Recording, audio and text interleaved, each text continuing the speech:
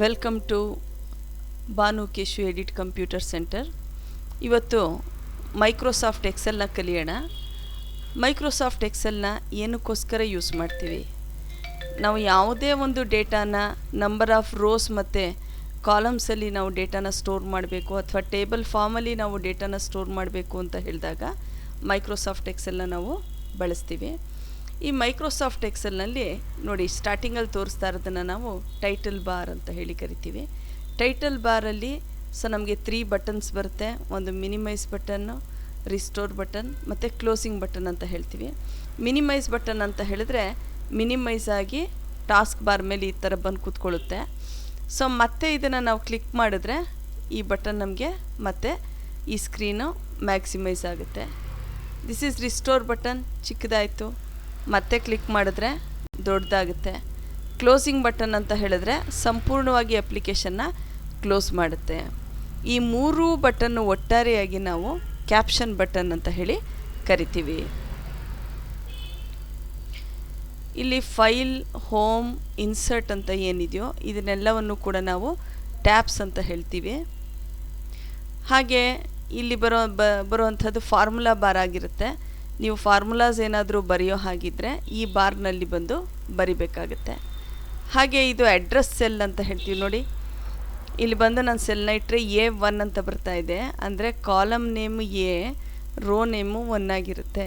Column name ಮತ್ತು rho ನಂಬರ್ನ ಇದು ಡಿಸ್ಪ್ಲೇ ಮಾಡಿ ತೋರಿಸುತ್ತೆ. ಇದನ್ನು ನೇಮ್ ಬಾಕ್ಸ್ ಅಂತಲೂ ಕೂಡ ನಾವು ಹೇಳ್ತೀವಿ. ನೀವು ಸೆಲ್ ಎಲ್ಲಿಡ್ತೀರಾ ಆ ಒಂದು ನೇಮನ್ನು ತೋರಿಸುತ್ತೆ. ಇದು ಸೆಲ್ ಅಡ್ರೆಸ್ಸನ್ನು ತೋರಿಸುತ್ತೆ. ಹಾಗಾಗಿ ಇದನ್ನೇನಂತ ಹೇಳ್ತೀವಿ ನಾವು ನೇಮ್ ಬಾಕ್ಸ್ ಅಂತ ಹೇಳಿ ಕರಿತೀವಿ.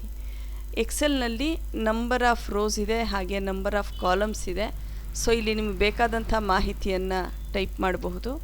ಹಾಗೆ ಶೀಟ್ಸ್ಗಳಿರುತ್ತೆ, ಶೀಟ್ 1, ಶೀಟ್ 2, ಶೀಟ್ 3 ಅಂತ ಹೇಳಿ. ನಿಮಗೆ ಅಡಿಷ್ನಲ್ ಶೀಟ್ ಬೇಕು ಅಂತ ಹೇಳಿದಾಗ ಇನ್ಸರ್ಟ್ ವರ್ಕ್ಶೀಟ್ ಅಂತ ಹೇಳಿ ಕ್ಲಿಕ್ ಮಾಡಿದ್ರೆ ನಿಮಗೆ ಹೊಸ ಶೀಟನ್ನು ಇದು ಇನ್ಸರ್ಟ್ ಮಾಡಿ ತೋರಿಸುತ್ತೆ. ಒಂದೊಂದು ನಂಬರ್ ಆಫ್ ರೋಸ್ ಮತ್ತು ಕಾಲಮ್ಸ್ ಏನಿದೆಯೋ ಇದನ್ನು ನಾವು ಸೆಲ್ಸ್ ಅಂತ ಹೇಳಿ ಕರಿತೀವಿ. ಇಲ್ಲಿ ನಿಮ್ಗೆ ಬೇಕಾದಂಥ ಮಾಹಿತಿಯನ್ನು ನೀವು ಟೈಪ್ ಮಾಡ್ಬೋದು. For example SL number, employee name,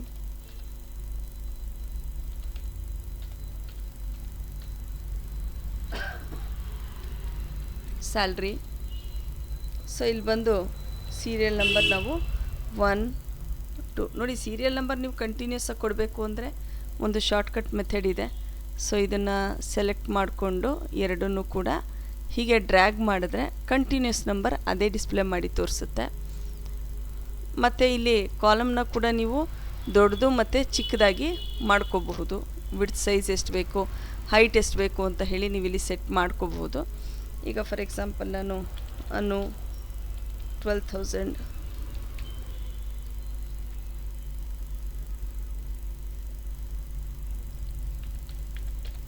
ಮೀನು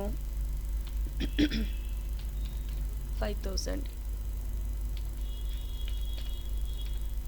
ರೇನು 20,000, ಮೀನಾ 45,000. ಹೀಗೆ ನಿಮ್ಗೆ ಬೇಕಾಗಿರುವಂಥ ಇನ್ಫಾರ್ಮೇಷನ್ನ ಈ ಟೇಬಲ್ನಲ್ಲಿ ನೀವು ಟೈಪ್ ಮಾಡ್ಬೋದು. ಸೆಲ್ಗಳಲ್ಲಿ ನೀವು ಎಂಟ್ರಿ ಮಾಡಬಹುದು. ಇವತ್ತು ನಾನು ನಿಮಗೆ ಹೋಮ್ ಟ್ಯಾಬ್ನಲ್ಲಿ ನಂಬರ್ ಬಗ್ಗೆ ಹೇಳ್ತೀನಿ. ನೀವು ಕೇಳ್ಬೋದು, ಇದನ್ನು ಯಾಕೆ ಹೇಳ್ತಾ ಇಲ್ಲ ಅಂದರೆ ಇದ್ರ ಬಗ್ಗೆ ನಾನು MS ವರ್ಡಲ್ಲಿ ಆಲ್ರೆಡಿ ವಿಡಿಯೋಸ್ನ ಅಪ್ಲೋಡ್ ಮಾಡಿದ್ದೀನಿ. ಸಿಮಿಲರ್ ಇರುತ್ತೆ. ಹೋಮ್ ಟ್ಯಾಬಲ್ಲಿ ಫಾಂಟ್ ಆಗಿರ್ಬೋದು, ಕಟ್ ಕಾಪಿ ಪೇಸ್ಟ್ ಆಗಿರ್ಬೋದು, ಅಲೈನ್ಮೆಂಟ್ ಆಗಿರ್ಬೋದು, ಇವೆಲ್ಲನೂ ಕೂಡ ಆಲ್ರೆಡಿ ವಿಡಿಯೋ ಮಾಡಿದ್ದೀನಿ. ಆ ಒಂದು ವಿಡಿಯೋನ ನೋಡಿದ್ರೆ ನಿಮ್ಗೆ ಇದಿಷ್ಟು ಸಹ ಅರ್ಥ ಆಗುತ್ತೆ. ಹಾಗಾಗಿ ನಾನು ಹೋಮ್ ಟ್ಯಾಬ್ನಲ್ಲಿ ಈಗ ನಂಬರ್ಸನ್ನು ಮಾಡ್ತಾಯಿದ್ದೀನಿ. ಹಾಗಾಗಿ ನಂಬರ್ಸ್ಗೆ ಈಗ ಸ್ಯಾಲ್ರಿ ಕಾಲಮ್ ನಾನು ಸೆಲೆಕ್ಟ್ ಮಾಡಿಕೊಂಡೆ. ಬರೋಣ, ನಂಬರ್ ಹತ್ರ ಕ್ಲಿಕ್ ಮಾಡಿ. ಇಲ್ಲಿ ನಿಮಗೆ ಹಲವಾರು ಆಪ್ಷನ್ಗಳು ಬರುತ್ತೆ. Number, alignment, font, border, fill, protection ಅಂತ ಹೇಳಿ. ಮೊದಲನೇದಾಗಿ ನಂಬರ್ಗೆ ಬರೋಣ. ನಂಬರಲ್ಲಿ ನಿಮಗಿದು ಬೆಟರ್ ನಂಬರ್ನ ಸೆಲೆಕ್ಟ್ ಮಾಡ್ಕೊಳ್ಳಿ. ಆಗ ನೀಟಾಗಿ ಡಿಫ್ರೆನ್ಸ್ ಗೊತ್ತಾಗುತ್ತೆ. ಅಥವಾ ಒಂದು ಸೆಲ್ ಹತ್ರ ಬೇಕಾದರೂ ಇಟ್ಕೊಳ್ಳಿ. ಈಗ 12,000 ಅಂತ ಇದೆ. ಜನರಲಾಗಿ ನೀವು ಏನು ಕೊಟ್ಟಿರ್ತೀರ ಅದು ಡಿಸ್ಪ್ಲೇ ಆಗುತ್ತೆ.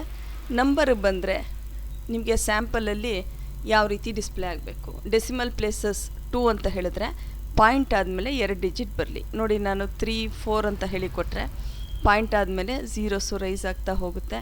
ನಿಮ್ಗೆ ಕಡಿಮೆ ಬೇಕು ಅಂತ ಹೇಳಿದ್ರೆ ಕಡಿಮೆ ಕೂಡ ಮಾಡಬಹುದು. ಕರೆನ್ಸಿ ಕ್ಲಿಕ್ ಮಾಡ್ತೀರಾ, ಡಾಲರ್ ಸಿಂಬಲ್ ಬರುತ್ತೆ ನಿಮಗೆ. ಅಕೌಂಟಿಂಗನ್ನ ಕೊಟ್ಟರೆ ಡಾಲರ್ ಸಿಂಬಲ್ಲು ಮತ್ತು ಸಪ್ರೇಟ್ ಮಾಡಲಿಕ್ಕೆ ಕಾಮ ಮತ್ತು ಫ್ರ್ಯಾಕ್ಷನಲ್ ಪಾರ್ಟನ್ನು ಇಂಡಿಕೇಟ್ ಮಾಡೋಕ್ಕೆ ಪಾಯಿಂಟ್ ಆದಮೇಲೆ 2 ಡಿಜಿಟ್ನ ಬರುತ್ತೆ. ಕರೆನ್ಸಿಯಲ್ಲಿ ನೀವು ಬೇರೆ ಬೇರೆ ಸಿಂಬಲ್ನೂ ಸಹ ಇಲ್ಲಿ ಹಾಕ್ಬಹುದು. ನಿಮ್ಗೆ ಯಾವ ಥರ ಸಿಂಬಲ್ ಬೇಕೋ ಆ ರೀತಿಯಾದಂಥ ಸಿಂಬಲ್ನ ನೀವಿಲ್ಲಿ ಹಾಕ್ಬಹುದು.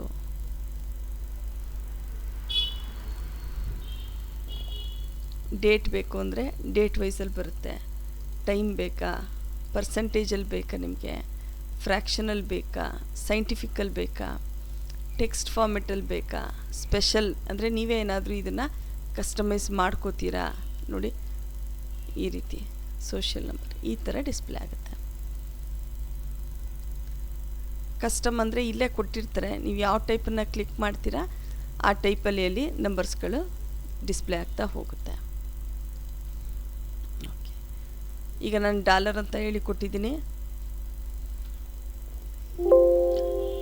ಕರೆನ್ಸಿಯಲ್ಲಿ ನಿಮಗೆ ಡಾಲರ್ ಬೇಕು ಅಂತ ಹೇಳಿದ್ರೆ ಡಾಲರ್ ಸಿಂಬಲ್, ನಿಮ್ಗೆ ಯಾವ ಸಿಂಬಲ್ ಬೇಕು ಅದನ್ನು ಇಲ್ಲಿ ಡಿಸ್ಪ್ಲೇ ಆಗುತ್ತೆ. ಸೊ ನೆಕ್ಸ್ಟ್ ಆಪ್ಷನ್ ಬಂದು ಅಲೈನ್ಮೆಂಟಿಗೆ ಬರೋಣ. ಅಲೈನ್ಮೆಂಟಲ್ಲಿ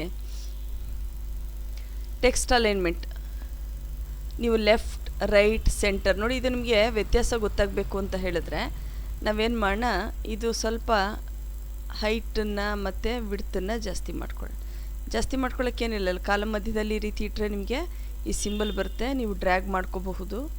ಈಗ ಸೆಲೆಕ್ಟ್ ಮಾಡಿಕೊಂಡು ಅಲೈನ್ಮೆಂಟಿಗೆ ಬನ್ನಿ. ಜನರಲ್ ಅಂದರೆ ರೆಗ್ಯುಲರ್ ಆಗಿರುತ್ತೆ. ನಾನು ಲೆಫ್ಟ್ ಇಂಡೆಂಟ್ ಅಂತ ಹೇಳ್ತೀನಿ. ಏನಾಯಿತು, ಕಂಟೆಂಟು ಲೆಫ್ಟಲ್ಲಿ ಬರ್ತಾ ಇದೆ. ಮತ್ತೆ ಬರೋಣ ಅಲೈನ್ಮೆಂಟ್ಗೆ. ಇಲ್ಲಿ ಬನ್ನಿ. ಸೆಂಟ್ರ್ ಅಂದರೆ ಏನಾಗುತ್ತೆ, ಸೆಂಟ್ರಲ್ ಬರುತ್ತೆ. ಈಗ ನಾನು ವರ್ಟಿಕಲಲ್ಲೂ ನೋಡಿ, ನಾನು ಬಾಟಮ್ ಅಂತ ಕೊಟ್ಟಿರೋದ್ರಿಂದ ಈ 12,000 ಏನಿದೆ ಬಾಟಮಲ್ಲಿ ಬರ್ತಾ ಇದೆ. ಇದನ್ನು ನಾನು ಟಾಪ್ ಅಂತ ಕೊಡ್ತೀನಿ ನೋಡಿ. ಈಗ ಟಾಪ್ ಅಂತ ಕೊಟ್ಟು ಹಾರಿಜಾಂಟಲಲ್ಲಿ ಸೆಂಟ್ರ್ ಅಂತ ಕೊಟ್ಟು ಓಕೆ ಅಂತ ಕೊಟ್ಟರೆ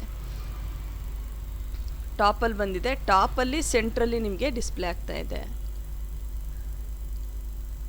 ಏನೇನು ಆಪ್ಷನ್ ಬರುತ್ತೆ ಇಲ್ಲಿ, ಸೆಂಟರ್, ರೈಟ್ ಅಂದರೆ ರೈಟ್ ಸೈಡಲ್ಲಿ ಬರುತ್ತೆ.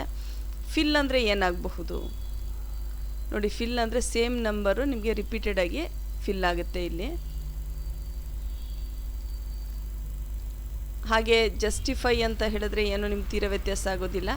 ಲೆಫ್ಟಲ್ಲಿ ಬರುತ್ತೆ ಜಸ್ಟಿಫೈ ಅಂತ ಹೇಳಿದ್ರೆ, ಜಸ್ಟ್ ಜನರಲ್ ಯಾವ ರೀತಿ ಬರುತ್ತೋ ಆ ರೀತಿ ಬರುತ್ತೆ ಅಷ್ಟೇ. ಸೆಂಟರ್ ಅಕ್ರಾಸ್ ದ ಸೆಲೆಕ್ಷನ್ ಅಂತ ಹೇಳಿದ್ರೆ ಸೆಂಟರ್ನಲ್ಲಿ ನಿಮಗೆ ಕಂಟೆಂಟು ಡಿಸ್ಪ್ಲೇ ಆಗುತ್ತೆ. ಡಿಸ್ಟ್ರಿಬ್ಯೂಟೆಡ್ ಇಂಡೆಂಟ್ ಅಂತ ಹೇಳಿದರೂ ಕೂಡ ನಿಮಗೆ ಆ್ಯಸ್ ಯೂಶುವಲ್ ಏನಿದೆಯೋ ಹಾಗೆ ಬರುತ್ತೆ, ತೀರಾ ಏನು ಬದಲಾವಣೆ ಆಗೋದಿಲ್ಲ. ವರ್ಟಿಕಲಲ್ಲಿ top, centre, bottom.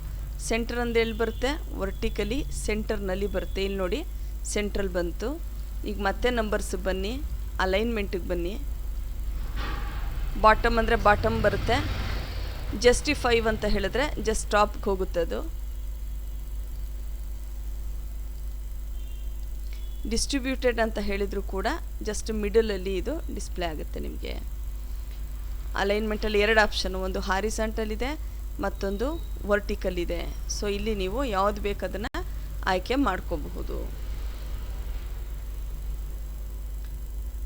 Next text ಕಂಟ್ರೋಲಲ್ಲಿ rap text ಅಂತ ಹೇಳ್ತೀವಿ. ರ್ಯಾಪ್ ಟೆಕ್ಸ್ಟ್ ಈಗ ಆಫ್ ಆಗಿದೆ. ಈಗ ನಾನು ಇಲ್ಲೊಂದು ಸೆಲ್ ಹತ್ರ ಬರ್ತೀನಿ. ಇಲ್ಲಿ ಸೆಲ್ ಹತ್ರ ಬಂದು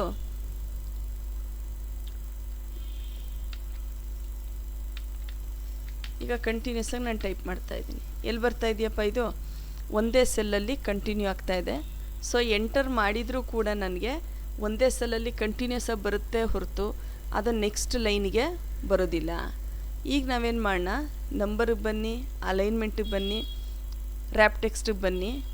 ಓಕೆ. ಸೊ ಈಗ ನೋಡಿ ಒಂದಷ್ಟು ನಂಬರ್ಸ್ಗಳನ್ನ ಕೊಡ್ತಾ ಹೋಗ್ತೀನಿ. ಏನಾಗ್ತಾ ಇದೆ, ಆಟೋಮೆಟಿಕಲಿ ಅದು ನೆಕ್ಸ್ಟ್ ಲೈನಿಗೆ ಬರ್ತಾ ಇದೆ. ಈ ರೀತಿ ಬರೋದನ್ನು ನಾವು ರ್ಯಾಪ್ ಟೆಕ್ಸ್ಟ್ ಅಂತ ಹೇಳಿ ಕರಿತೀವಿ.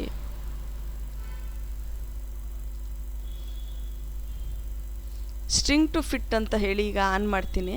ಈಗ ನೋಡಿ ನಾನು ಟೈಪ್ ಮಾಡ್ತೀನಿ, ಒಂದಷ್ಟು ಮಾಹಿತಿಯನ್ನು ಟೈಪ್ ಮಾಡ್ತಾ ಹೋಗ್ತೀನಿ.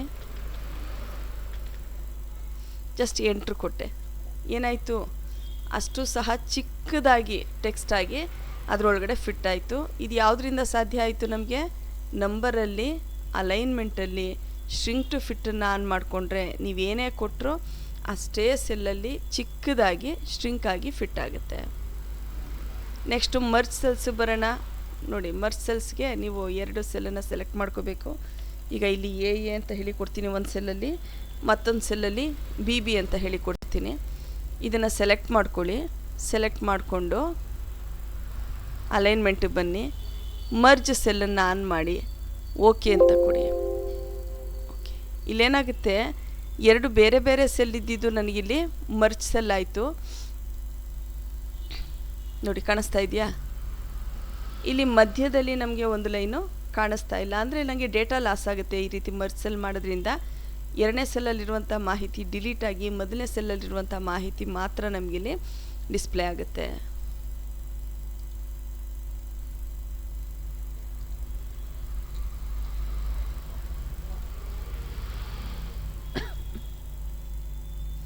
Next text direction. Context left right ಒಂದೇ ರೀತಿ ಇರುತ್ತೆ. ಈಗ ನಾನು ಲೆಫ್ಟ್ ರೈಟ್ ಕೊಡ್ತೀನಿ. ಈಗ ಏನಾದರೂ ಟೈಪ್ ಮಾಡ್ತೀನಿ, ಗಮನಿಸಿ, ಕಂಟಿನ್ಯೂಸ್ ಆಗಿ ಲೆಫ್ಟಿಂದ ಹೋಗ್ತಾ ಇದೆ, ಹೌದಾ?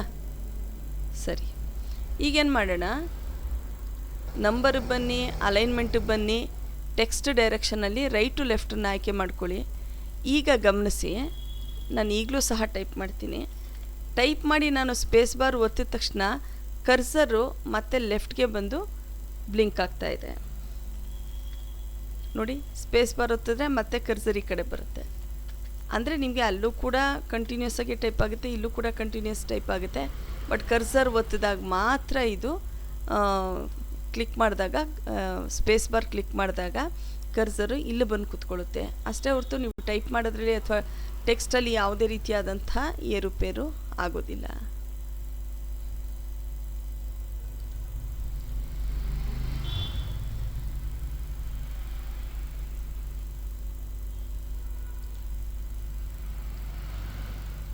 ಈಗ ನೋಡಿ, ಇಲ್ಲಿ ಸೆಲೆಕ್ಟ್ ಮಾಡ್ಕೊತೀನಿ ನಾನು. ವ್ಯೂನಲ್ಲಿ ಝೂಮ್ ಟು ಸೆಲೆಕ್ಷನ್ ಮಾಡಿಕೊಂಡ್ರೆ ನಿಮ್ಗೆ ಅಷ್ಟು ಕಂಟೆಂಟ್ ಮಾತ್ರ ದೊಡ್ಡದಾಗಿ ಕಾಣಿಸುತ್ತೆ.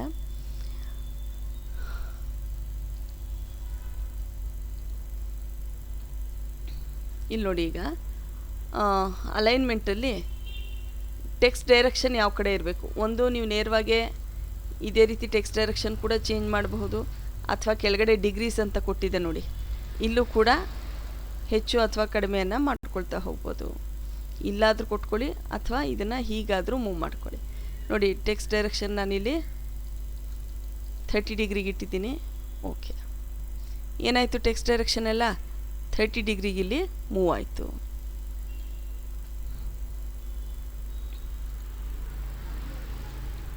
ಸೊ ಅಲೈನ್ಮೆಂಟಲ್ಲಿ ಇಷ್ಟು ಆಪ್ಷನ್ನ ನಾವು ಕಲ್ತ್ಕೊಂಡ್ವಿ. Text alignment, horizontal, vertical, text control, right to left, ಹಾಗೆ ಓರಿಯೆಂಟೇಷನ್ ಬಗ್ಗೆ ತಿಳ್ಕೊಂಡಿದ್ದೀವಿ. ಫಾಂಟ್ ಆ್ಯಸ್ ಯೂಶುವಲ್ ನಾನು ನಿಮ್ಗೆ ಹೇಳ್ಕೊಟ್ಟಿದ್ದೀನಿ, MS ವರ್ಡಲ್ಲಿ ಅಪ್ಲೋಡ್ ಮಾಡಿದ್ದೀನಿ ವಿಡಿಯೋ, ಅಲ್ಲಿ ನೋಡ್ಕೊಳ್ಳಿ, ಡೀಟೇಲ್ ಆಗಿದೆ. ಇದೆಲ್ಲ ಕೂಡ ಅಲ್ಲೇ ಬರುತ್ತೆ ನಿಮಗೆ. ಬಾರ್ಡರ್ ಅಂದರೆ ಒಂದು ವೇಳೆ ನಿಮ್ಗೇನಾದರೂ ಬಾರ್ಡರ್ ಬೇಕು ಅಂತ ಹೇಳಿದ್ರೆ ಇಲ್ಲಿ ಬಾರ್ಡ್ರನ್ನ ನೀವು ಇಲ್ಲಿ ಆಯ್ಕೆ ಮಾಡ್ಕೋಬಹುದು. ಕಲರ್ ಬೇಕು ಅಂದರೆ ಕಲರ್ಸನ್ನ ಕೊಟ್ಕೋಬೋದು. ಇನ್ ಕೇಸ್ ನಂಗೆ ರೆಡ್ ಕಲರ್ ಬೇಕು, ಓಕೆ, ಎಷ್ಟು ಥಿಕ್ನೆಸ್ ಇರಬೇಕು, ಥಿಕ್ನೆಸ್ನ ಆಯ್ಕೆ ಮಾಡ್ಕೋಬೋದು. ಮತ್ತು ಅಲೈನ್ಮೆಂಟಲ್ಲಿ ನಿಮ್ಗೇನಾದರೂ ಡಿಗ್ರಿ ಬೇಡ, ರೆಗ್ಯುಲರ್ ಆಗಿರಲಿ ಅಂತ ಹೇಳಿದ್ರೆ ರೆಗ್ಯುಲರ್ ಆಗಿರೋದನ್ನು ಆಯ್ಕೆ ಮಾಡ್ಕೋಬಹುದು. ನೋಡಿ, ಇದು ಔಟ್ಲೈನು ಬರುತ್ತೆ, ನನ್ನಂದ್ರೆ ಏನೂ ಬರೋದಿಲ್ಲ. ಔಟ್ಲೈನಲ್ಲಿ ರೆಡ್ ಕಲರು ಈ ಪ್ಯಾಟ್ರನನ್ನು, ಈ ಸ್ಟೈಲನ್ನು ನಾನು ಲೈನಲ್ಲಿ ಆಯ್ಕೆ ಮಾಡ್ಕೊಂಡಿದ್ದೀನಿ. ಹಾಗೆ ಫಿಲ್ ಬರೋಣ. ಫಿಲ್ಲಲ್ಲಿ ಟೆಕ್ಸ್ಟ್ ಕಲರ್ ಏನು ಫಿಲ್ ಆಗಬೇಕು ನಿಮಗೆ. ಈಗ ನನಗೊಂದು ವೇಳೆ ಈ ಕಲರ್ ಬರಲಿ, ಈ ಕಲರ್ನ ಆಯ್ಕೆ ಮಾಡ್ಕೊಳ್ಳಿ. ಸೊ ಇದು ಫಿಲ್ಲು. ನಿಮಗೆ ಪ್ಯಾಟ್ರನ್ ಬೇಕು ಅಂತ ಹೇಳಿದ್ರೆ ಫಿಲ್ಲಲ್ಲಿ ಪ್ಯಾಟ್ರನ್ಸ್ ಕೂಡ ಸಿಗುತ್ತೆ. ಪ್ಯಾಟರ್ನ್ ಕಲರ್ನೂ ಕೂಡ ನೀವು ಇಲ್ಲಿ ಹಾಕ್ಕೋಬಹುದು. ಅದ್ರ ಮೇಲೆ ಪ್ಯಾಟರ್ನ್ ಸ್ಟೈಲ್ಸು ಕೂಡ ನೀವು ಕೊಟ್ಕೋಬಹುದು. ಸೊ ಇಷ್ಟು ಆಪ್ಷನ್ ಇಲ್ಲಿ ಬರುತ್ತೆ. ಈಗ ಬಂದು ನೀವು ಓಕೆ ಅಂತ ಹೇಳಿ ಕೊಟ್ಟರೆ ನೀವೇನು ಅಪ್ಲೈ ಮಾಡಿದ್ರಿ ಅಷ್ಟು ಡಿಸೈನು ನಿಮಗಿಲ್ಲಿ ಕಾಣಿಸುತ್ತೆ.